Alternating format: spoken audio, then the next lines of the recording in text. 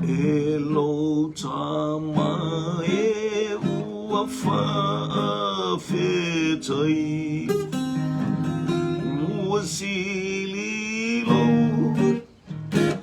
alo whamai Ua whaiaia umata mawhai Tawha amanu ainei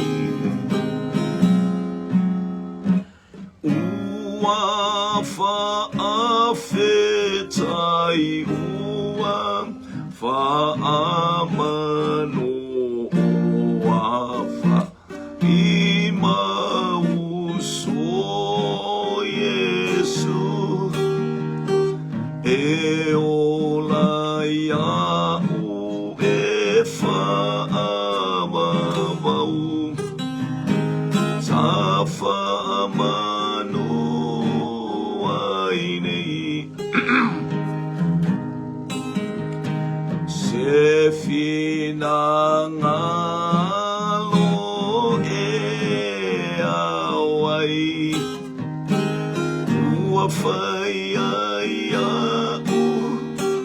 Mata mawhai Ele o a puana o oe Ta whaamanu ainei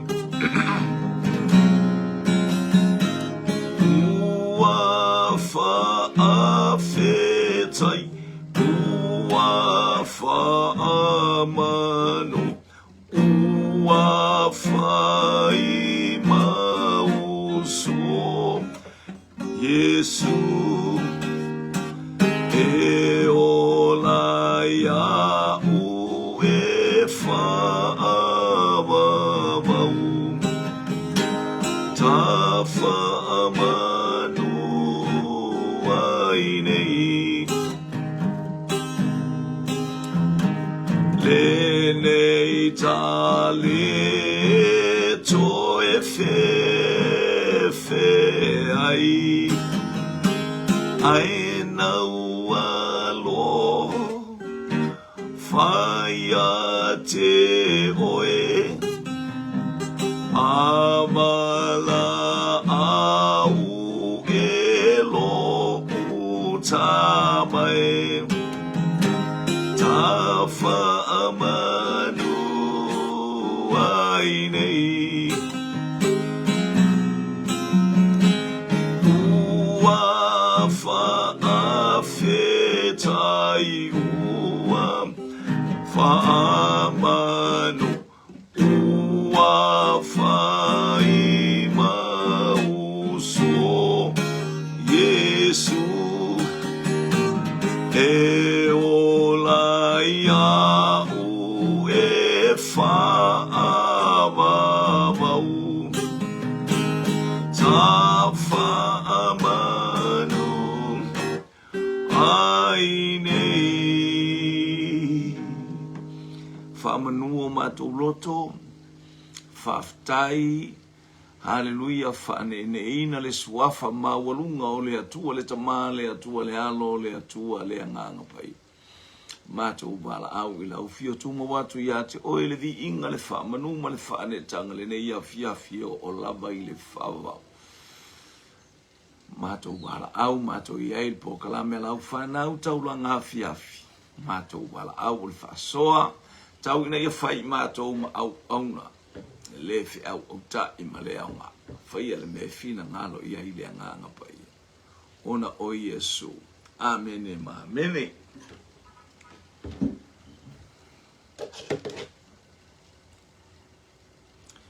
Ia whatala whatu lau polo kalame le nei vaenga ole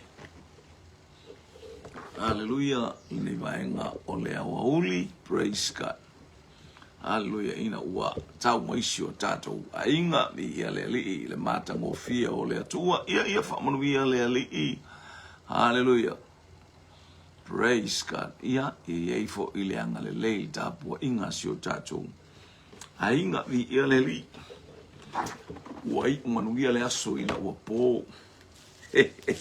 Ua savale atu fo ile la ilona tau fiafi. Ia ese le mana ia ma le mata ngofie. O le ni aso aftai mo fasoa mata ngofie. Mi ia le li le mana ia le manava o ngā luenga. Ma tato upolo kalami umala vepe ona whatatia i le nei. Hallelujah. Ia moli ale nganga whaftai i le atua. Hallelujah no lana tausinga i lunga i ate i tātou. Hallelujah tusi mō mais tātou tusi whaa. Polo kalame ina tātou pō kalame nei a whiole taulanga fiafi. I mōnga maile i le tusi. Hallelujah a Timoteo. A lua le Timoteo ni ta upu e whaa. Hallelujah, praise God. Fai upu mua ma le fai upu e lua e whapea. O le nei o te matuafa i atu i ate oe i luma o le atua. Ma le alii o Yesu Keriso. O le na te whaamasina ina o e ola atoa mai uoti. Pe ao o ilona whaali mai. Hallelujah, malona malo. Ia e tala i atu le upu. Ia e whaamalosi i aso e taunga le muai. Maona aso e le taunga le muai. Ia e whaatonu atu ia e a oa i atu. Hei e a poapoa i atu ma ono sai uma a. Male ono sai uma a toa male a oa atu. Ia leli. O le nei e matuafa i atu i ate, o te matuafa i atu i ate, o i luma o le atua le li o Yesu. Male ali o Yesu Keriso. O le na te whaamasino ina o e ola a toa mae ua oti. Pe ao o i lona whaali mai malona malo, ia e tala i atu le upu, ia e whaamalosi o na aso e taunga le muai, ma o na aso e taunga Mona so e le taunga le muai. Ia e whaatonu atu. Ia e a o i atu. Ia e a poapoa i atu ma le ono sai uma a toa ma le a o atu. Ia leli. Ana ia le foi tau. Hallelujah. Ao tato ia le upua le atua. Praise God. Hallelujah. O le fe au le tau muli i praise God. Hallelujah. Ye au mai ele foi upure whapea. I o nā so e taunga le muai. Ma o nā so e le taunga le muai. E iai aso e le lei. E iai fo i aso e wha le tonu. E le tutusa umaso. O le polkalame na le atua. I ei taimi e matangofi ai fo i mamalosi. Hallelujah. E iai fo i taimi ua fai fo i. Hallelujah, sau malolonga ma e vava. Ai te mo atua whainga tā mai le vasa. Te mi wa e tilo tuai. Hallelujah. Wale ma whaina whaasao le vaa. Ni ia leli. Ole tusi e anga ngata ama. Faisina ma losi o le fe auna au mai le atali i wha le anganga o le apostolo. O ana toi upua ia le au mai eila na tusi e wha ma losi mai ilo na atali. A o iei le ngā luenga i Efeso. Ua o ia o le tangata na ui mai ai mea umaia. O ia o le tangata na tau mai ai le ala le iei aso whainga taa. Iei fo i se aso ua maua i se mapusanga. A ole mana onga ia e wha malosi i aso e taunga mani, taunga le muai, maso e le taunga le muai. Aua a tau atu i le aso matangofi o upu ia o le fe au le tau moli atu. A tau atu i le aso ua le lei ma matangofi. Hallelujah. Wa solo le lei mea Ia nao. Paualo to inga e vai ia tau tai mata pala le ai o tau tai mata pala. e na te iloa i tu ai ngā taimi, e na te iloa fo i ele vasa. Ni ia le li, a nga i tai waa, ai te ua Sofia le sami pe te uangi se matangi, a ola ingo mai uta, e le fai ngō fia ua ele oso mai lunga o le a aureva. E oso mai tonu o le ama. O le amala leo mātou e iei upua sa mua e whape mua, i o tai ala ta whaitoa e pe o le awa na yutu malama. Pa ua leo le awa e oa i tai mātou. A whaiwai lau e whalongo i esi whaupunga sa mua i le awa lea. E whai asina manuti nuti, e whai asina matautia o le awa le pe a whaiona. A o ola i teimi foi ai taunga maria ngana la kuaka ko fai mi ringa ile avale a o ile teimi e so ile vasa e fo i mai ai o aso e fai ngata o lona wingo o aso le tau tai mata pala o aso le tangata ua o ina lele o le tangata ua maua le to a fi mali ua ele to a e fale tonu e mo ilama e pe fatia lo wa para o itu ai ngā ngalu e a ngai mai le vasa e matautia i to tonu o le meta o le awa. O le mele fitai a iei sau i o feli to ai ngā watu le sami i uta a ola inga feto ai ngā. I alona winga e nuti pala le tangata. A ole mana i ole fe au o aso e taunga mali e le taua o mai. Maso e le taunga mali ai. Taunga le muai. Maso e le taunga le muai. Le wata umai e le apostolo. Wa whaailoa mai e le apostolo. So o sau sabalinga e te savali malou talitonu. Haleluia e iai le file mu e iai whaingata. Diti o haale tamalo o yopu a whai mai yopu. O te talia e ana o mea lelei. Ai whawhea mea whaingata. Na au mai e le atua, ave ese e le atua. E le whaingo fie e tina a o whaiopu ilo na tōrua. E le whaingo fie le ala e tau le ola e whaavau ma le whawhea ngai o tangata ma le atua. Wa au mai e le atua e toe ave ese a ue le atua.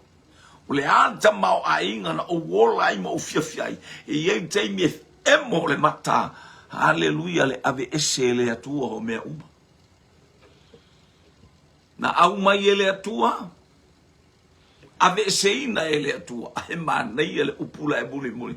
Ia faa manu ina le suafa o le atua. Tangata e poto, eva ai mamao i aso e taunga mali ai, ma aso ele taunga mali. A o mai aso le fia vivi, a o mai aso whaingata, ua tapo laku le vivi. Haleluia ua a. Aisea, leanga o lo whailo atua i le atua, o teimi ia e malosi ai la vivi, o aso whaingata. O te le give up, aia, ua tili aina o alanga i le atua, le whamea e mana ia le tala no ale. Asto ino o paulo a, o mea na o ia te ia ngā ruenga e le whaingo fie. Le wanofo mawa ai mai sio Natali. Le tatia i le ngaruenga pito i te le ngaruenga i Efeso. O Efeso le fauma i le ngaruenga Efeso, Semurana, Pergamo, Tuatira, ia Filadelfia, o Laodikeia, o Ekalesia uma i Efitu. O le tatitia i totonu i, o le vasa sou. O le vasa e felafo ina ai, haleluia le whainga malanga le kerisiano. Te utato i loa le whainga, alu ese atu ia Paulo, anga i atu ia Timoteo, a le anga inga atu ngō Ioane, whiana ia inatia i ele nuu i o i sami, natia i ele nuu Ioane i le motu o pātamo, aisea, o aso e taunga maali ai. Maso e le taunga maali ai. Ni ia le li ale mana onga aua ne i tu ua. Aua ne i fe memea ia i le awai. Aua ne i tu ua i le awai. Ia pēia o tātou mana i tātou whana wa. Hallelujah. E pāla vale awa i taimi uma. a ai o tusi pa ia umalama e mai le nganga o le atua e a ai e whaatonu ai e whaapoto ai e a o tatou whana e le whapeu tatou vatua mana e tele ua fefete ua vau au le ua momosi mai o latou whoringa ngai musu le sasa ke ua paka nge ke ua mumuva o no a pa wale me le fale e ye fafi tau le ono o tou le ia tunu I fafo mama to fo le wa o mai ai ua musu e sasa tamaiti ole o se mea na fafsanga I mai sauti Apollo e against mai ile au kerusiano e tu so le afionga le atua a o le tama e tu sama ona a le ufai mai Paulo ia Timoteo o tusi pa ia umanu vai mai le nganga le atua e ai e fatonu a o mai ele atua lona nu I va venga na fai to tonu ai kupito leo mai le ala a ua olo ina li liu le atua e o ai o toi fa fo I le atua sasa ele atua be ai ia ngata ile awala haleluya ai fa pele nu ele ya na pu ale le tofu la lo yoi alo ai sia sasa ele atua ua sasa awa wa ele atua lana whanau ole sasa ia ole o ia na whatontonu a o olo ina o ile wa mai le fo ua toe lapata I mai ai ina ia maava ai ole nei ia e matua o te matua faiatu ia te o iluma o le atua ma le li o Yesu Keriso ole na te whamasino ina o e ola atua mai oti pe a o ilona faali mai malona malo fai ala ungaruenga fai ala tato ungaruenga haleluya se mea matautia ai vai mai ala e o atu tangata o le o langa ilangi ma le o la whawa e sel mea ruen fai fia wow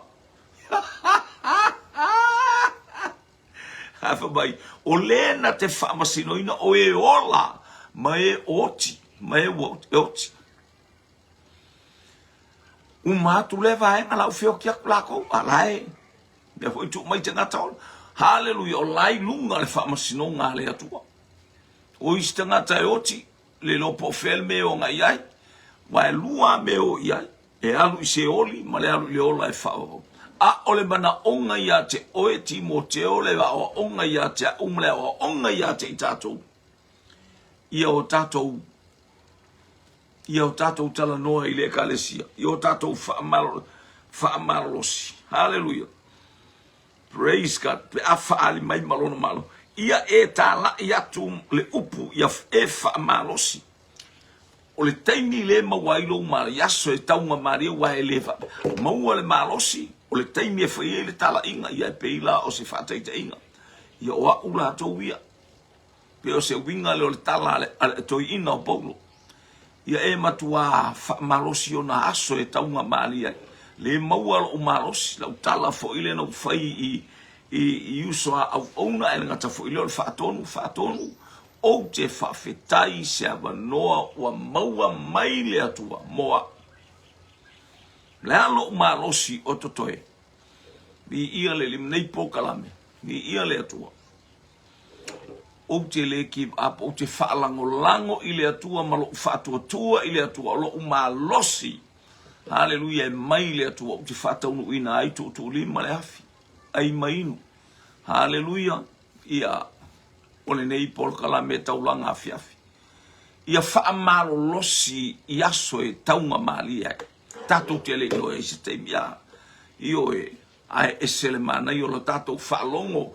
E tato te la ngona whaamanuianga le ato. Tato te la ngona le leo le anganga pa ia whetara mai. O ia fo ina te molia I lo loto. Po le teime e moa ia. Po le teime whapea mai ai tama. Ia fiu. Ia. Sauni. Ia no whapea to e lo fo ele si matu e kalesia. Hallelujah. O le a walu I le ala o le lalolangi uma. Aia o tau whatamatane.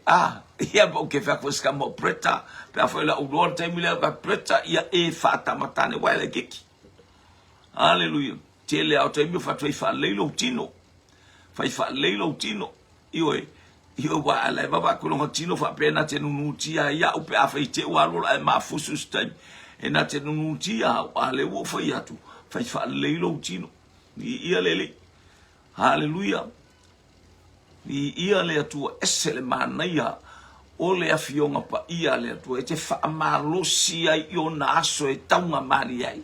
A ofo i o na aso e le taunga mari wai ba tua sou le vasailunga o le kalesia, pe sou le vasailunga o le maftanga po fela vaso se mea, iei tangata o lou ainga, o lo teimi nao o e te wa ai po aso e taunga mari ai, po aso e taunga pe vevesi ai le mele.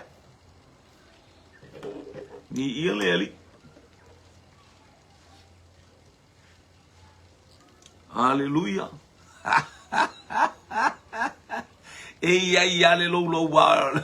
Ia le lo wa le folo malanga le foi mal tus pa ia. Hallelujah. Ia e tu tala ia tu le upu. Ia e fa malosi o naso e taunga le muai. Io. O naso e taunga le muai o aso solo le leia. Ia e fa malosi ai le upu. Ele o se aso. Hallelujah. E aluini ta faonga i se bea pole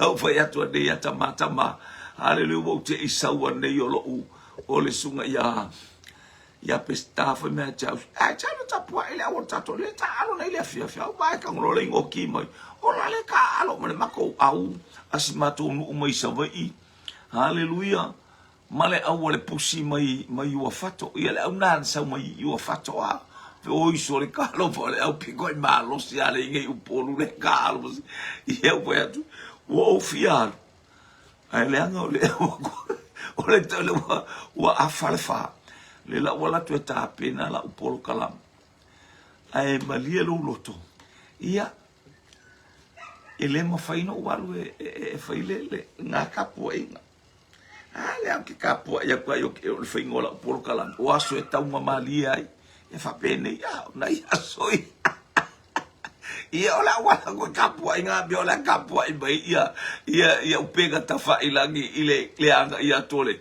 ia le fatu anga le ia tole fatama alo fatu le mato au le ta au le te no foi fel poka la me mato haleluya le aingo keriso ia le ia la wo mata ia tama ia le atu paulo le me ia famo ia le tu ia nea o le fe au lea mai lea tua mo tātou. O aso e taunga maali ai, pe taunga le muai, ia maso e le taunga le muai. Ia e whaatonu atu, ia e a oa i atu. Mataulia la ia i teimi fo ia i e, haleluya, e te tau le whaatonu ai le e kalesia. Haleluya, ne te whaatonu atu le kalesia ai o le toe o mai, ia whae o manga kua i lau iskanga. Ele é bete e te mafau e fo ele leva inga pe wo ba tu fa solo to ale kalesia le ai ya e masani le masani le moto masani le o le tupe masani le yo se tupe haleluya vi ile ile anga le yo le tu marta to fa so fa le ne yo tato baba ya tu fa manu ya nga felanu lanu wa I ale tu ai lunga ia te itato Koma ia e apopo ia tu o a fita o a fainga taile ngā ruenga vi ia leli praise God halu ia I malo fia halu ia I e whatau nu umea uma haleluya ia e whatonu atu ia e a o atu ia e a popo ia tu male ono sai uma a toa male o atu ia wa ila le mana ia tele ia ia le ono sai e fatino le sime mana ia le fatino le ono sai a tato ia ile fo fuanga mata ngo fio tato tua au mai mo tato o aso e taunga mali e maso ele taunga mali e silo betua o mali e silo betua o Naomi a Ma ai le mele au mai na o aso e taunga mali e maso e le taunga mali e. Hallelujah. Le ola marsoifua o le au auna atina. A o tapena le lato fa moe moe ma eli meleka. Ona o lato a elekana. Eli meleka. Ona o lato malanga lole i Moapi. Laino le ia e na omi o Moapi o le nufa pau pau. A le wao ia wasulu ia i leonge. Wale ai asana tala ia eli meleka le wao. O le me watupu waoti eli meleka le taita i o le ainga. O aso e taunga mali ai, ma aso e le taunga mali ai. Se fulu tau sanga umabae, ai feoti tau maiti e to olua, feoti umale to olua, le whana utama e to olua. Ana omi ua tolu oti. Ua tolu oti le ainga o na omi au lai nofo ai Moapi. O ina whai ai le polokalame a na omi. O aso e taunga mali ai, ma aso e le taunga mali. Panga lea. Sa taunga mali e a ono nofo ma le tama ma le whanau. O mea uma o lona whaalangolango manga lea. O mea uma sai lunga o le toina. Malana whanau. Panga lea. Ele o se onge le mea watupu ia te ia. O le onge oti. Na sau mai o i le onge a lewa sau. O le onge mo i ala le mea lea.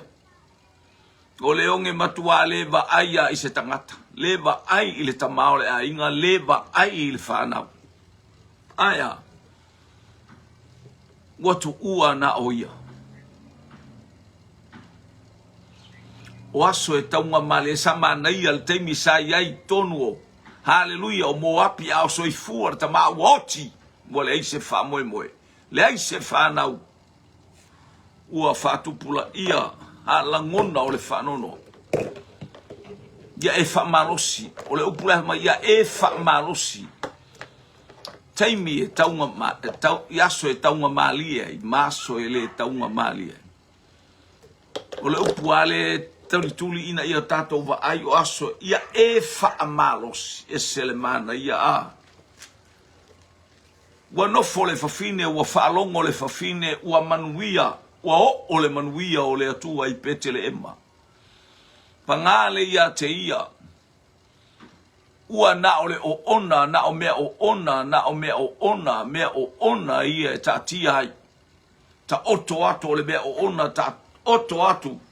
Hallelujah, ua fea alasi le mea. Ni ia le ali. Whamalosi o naso e taunga mali ai. Hallelujah, sa iai le whamalosi le. Ha o le taimi ua le isi a inga. E se le mana i o le neiti nai le vai. O la le ua nofo. E uina o ona wana suia mea uma. Hallelujah, ila na whalongo i le nuu. I le nuu na whana wai. Ma le nuu na o lato wola e ai o pete le ema le whalawa le lei. O le tunga oa le atua. O le whale mea ai o le atua. Ua toe whaamanuia i ai le atua. Whaamalosi i aso e. E le taunga mali ai. Lele. Le pole lo matua. E uina tu ua inu ese. E uina taatia le tino o lona to olua i Moapi. Taatia i man. E le opo pole na o whanua oti mea lai tutu wai wale to ye isesi ola. A le ua sa ili atua o lato utama. Sa ili atua. Hallelujah. Praise God. Ma au mai i lato mai ai kupito. Au mai i lato i le malo o longa le lei. O le nu e tafe ai le sua susu ma le meli. Ele wa ta pena lana malanga. Hallelujah. Ua alu le whainga malanga e pe on tatou loa le whainga malanga maruta. Hale wanga i atu. Upu na whai i ai e tangata. Woi! E, o Naomi. Whai mai le upu na tautala le tina aua. Aua wha mole mole. Aua tau te toe ta ua o Naomi ai ta ua o Mara.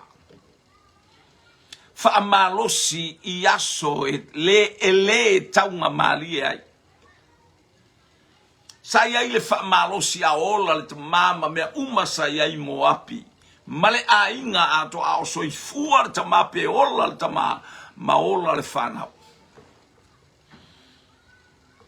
Aya, o lea wa o maina le ai se whanau. Hallelujah, le ai le ta mau a inga o le a inga. O lea wa foi mai wana I loa o mea uma ma le whasala wa I lunga ia te ia. Ma le ai foi fua mai I petele ema. E mai le atua.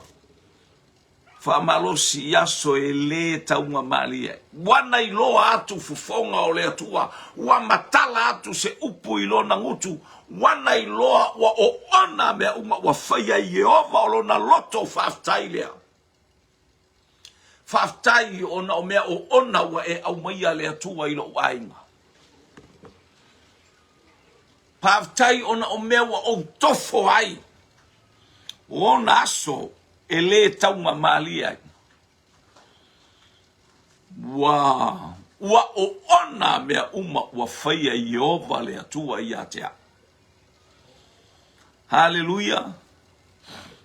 Hallelujah. O winga o le sa afiafinga o le tina. Ma le tautala le tina wa fo I fua mai aya. O te whaamalosi na ia malosi ai ni anganga o nisi tina. Ma nisi tangata e totele ai maisea ul whaifi au le tautala. Ia o whaapeane le tele o taimi iai whaafi tauli. Whaafetai le atua I whaafi tauli. Whaftai puapua ngā. Whaftai le ngau sā. Hallelujah e pei ona savalia. Hallelujah e le whanaua le atua. Ma le ainga o le atua. Le ainga o keriso I le nei vai tau. Ale na ta umai a Yesu mea o le ao umai. O ona mea o le ao umai. O aso e ngata ai e o umai a yaso whaingata. Aua ne I whaase se ina o tau e se tasi. Ai o tātou whaalongo I le si ufafonga o le anganga pa ia. Ma ia whaamalosi mai le anganga pa ia ia te tātou. I o na aso, hallelujah,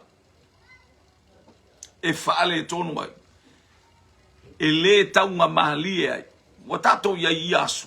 Wa tātou savalia ne I aso. Aya. Wa umana whatonu I tātou. E o ona mea o le aftaia I male lalolangi. E o mai onge. E o mai whaamai. E o mai taua. E o mai misa. Aua ne I whaase se ina o tau e se tasi. A le fuala aua tu ina mai e ke riso mo oe mo au. Aua ne I whaase ina I tātou e se tasi. Lale winga. Te whale tauala mo tātou tilo I le marosi anga o le nganga pa ia. Wha ofua I tātou. Tātou te maua ai lea. Hallelujah. Peia la tātou te yaso e taunga malie ai taimi uma le soifua. E uina vevesi mai le winga o aso e le taunga mali ai. Ai peia la tātou te no nofo. Hallelujah. I le maluo le tai. A o alu le whatau tainga. Aisea, o lo fatua tua o tātou loto, o ia o le keriso, o ia saunia mea uma molana whanau, a o tātou iai lunga o le vasa sousou. E le whaingo fiele e kalesia I Efeso pena o whaiatu ia te oe na amata e Paulo sa tau whai, o taua mamisa o le langa mai o tangata whaaleanga ia Paulo. Hallelujah, tausu e se mea e fono tala ai Paulo mato I ina o le ekalesia. Whaiatu Paulo o mai I leo te whaatariatu I le pitonu ulea. E tu tai le mātou wa e sauni ai o te alu. Ai o mai tau ai e Paulo. E tu tupu mai mea I le ekalesia. Wa o iloa ai o te le ialu ese. E tupu e o mai luko I to tonu o le kalesia o ai luko fai mai e tupu mai ate o tau ala tusi to ina e tupu mai a te outou tangata e tau tatala whapio-pio. O tatou uso a tangata o e hangai mai ai le anonoa i o whawhita uni. I o le ngā luenga le atua malou ainga. O lau ngā luenga ma mea o lo tatou oi ai. O aso ia e le taunga mali ai. Sa ola whaale leile apostolo mana to ina Efeso. A leo wana ta ua iai e a ngā i mai luko fe ai. E tupu mai ate o tau tangata e tau tatala whapio-pio le ngā luenga le atua. Pe armata upu e luas fulu o tusia ngā luenga alona whai upu na luas fulu walu e tau ila lor tolus fulu. Tasi. Na e tala noa ai. Na e tala noa ai Paulo le vaenga lea. Ilana whaamobua tumu ilo i mata ua feta ngisi. Ua feta ngisi to i ina mata ngata matu tua o ilato una atu afu ua tumu ia yo atu e toe fia whaamamae i Apolo. Mai Paulo toe paua leo tau tiro mai mata ia o Paulo. Hallelujah. A o au. O le a o sauni o te aru. O lo whaatali mai noa tanga mo au i Yerusalema. Whaamalosi o na aso e le taunga mali ai. Wana i loa le tala e ala i le nganga pa ia mo moli mai. O lo whaatali mai o na sai tianga maona ti ngā i Yerusalema.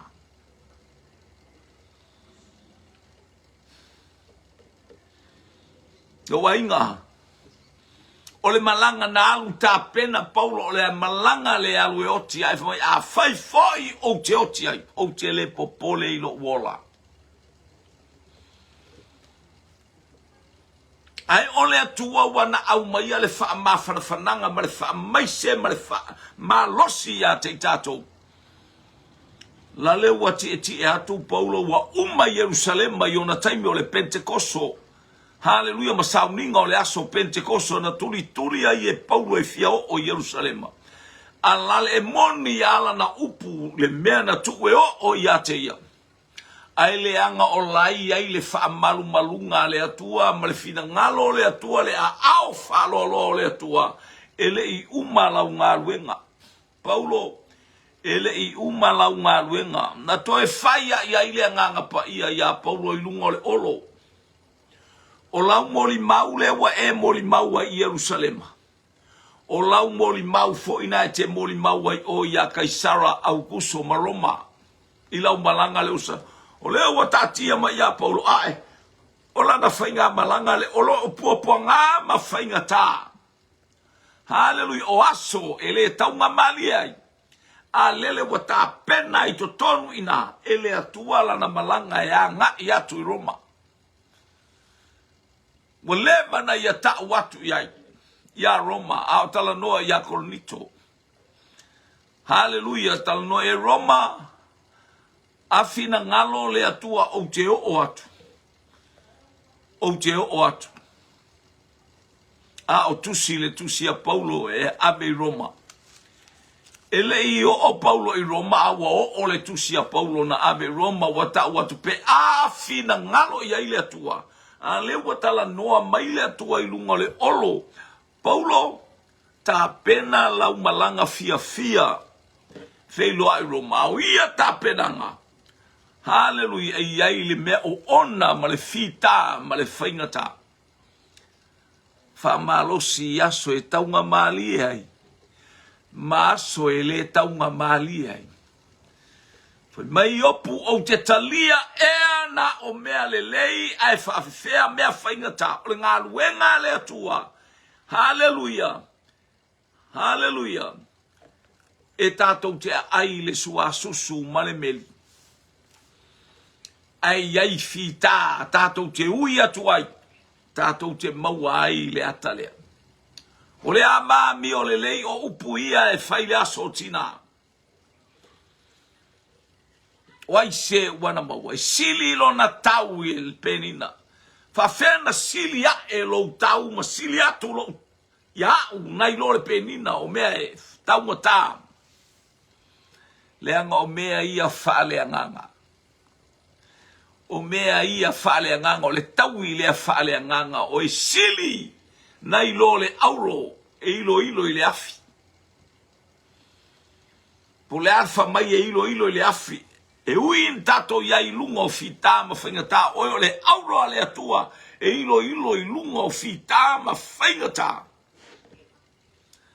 A ua tā pena oe le atua i o na aso e taunga le muai maso e le taunga le muai. Hallelujah. Ni ia le ali. O Yesu ke riso o lo tātou ali i ma lo tātou whaola. Hallelujah. O mea uma wa ia au maia leanga o mea. Wa whailo mai le apostolo mea na iai ke riso le ala fua ma le ala tu. E le mawhaina e savali ni pua ngā pe a whai ele i savali ai ke riso. Ai a whaina ui mai ai lo tātou wali i ma lo tātou whaola.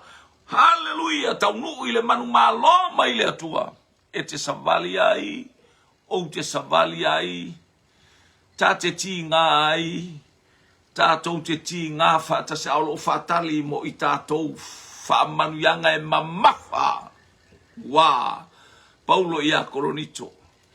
Toina a umalo mātou tangata i whafo. Aulo whatali mo i mātou. Le mamafa o whamanu yanga. Ale atua o saunia. Hallelujah. Mo le tangata ono sai ma whamalosi. Whamalosi aso e. Taunga le muai. Ma aso e le taunga le muai. E le tutusa aso. Lo ainga. E mo ilama e tutusa le aso ngafua. Ngei ma le aso ngafua. Ai ese ngā yoinga la e ui mai totonu. Hallelujah. Te vai atua ele aso. Ai ese ngā yoinga. E ngā yoi mai ai. O se aso ua e inu le sua susu. Ua fa susu lau kofe.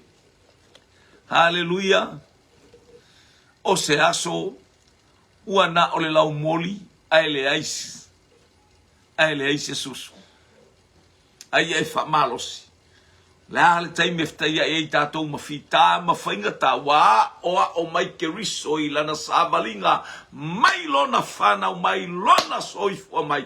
Se ia o ai lo tangata fou, ma lo tangata whanau fou wina ia ke riso, te whanau to tonu o le whare povi. Ui mai ai lana misiona se ia o ina whatau nuu, whatasi malona au so. Mo o mai ilona nuu. Hallelujah, lea na ia whapeane ai i le whawhine e Samaria. Mai ia iutaia le whaolatanga. Ta i whasa wā iutaia mai Jerusalema. O le anoa i o perofeta o Jerusalema na feoti ai. Ai sea. Vi ia le li lato tau mo fai e ave ese. Hallelujah. E whaoa ma whaaleanga le malo le atua. Ia whai la lato pule. Ia whai lo lato wiloa. Aia. Lea wata watu e ke riso. Praise God. E ui lama ina whaingata aile i tu ua e ke riso na ia ta watu e mai a iutaia le whaolatanga. Lele wa savali a ke riso e savali i iutaia. Hallelujah e tala i atu matu uia i lunga le sa tauro. Leanga o ia na ia whai mai. Hallelujah e mai a iutaia le whaolatanga. Wa o ia e whataunu uina le whaolatanga. O ia o le atotoa. O tele i sau. E tatala le tulafono. Aena o sau e whatau nuu i lunga o le sa tauro. Tanu mia matoe tu. Wha oaso e. Ngatai. Hallelujah. Maso e le taunga le muai. Maso e taunga mali ai. I o tātou wha malosi. Tātou wa oa ole upu. Auane i tu ua le o ino le afionga le atua. Auane i tu ua le wha malosi o le afionga le atua. Anga le atua i ate oe. Whamanu ia tu le atua ele nei afi afi. Hallelujah. Ele manuia o le atua i ele pa i le atua. Hallelujah. Iai ume i le vi inga o le atua. Ona o Yesu. Amen. Amen. Amen. To God be the glory forever and ever. Amen. lau o ona e tautua mo oe, sa moa atoa ma le au kerusiano, le tino keriso, i le anganga wha maua lalo ona o Iesu. Amen e ma amen.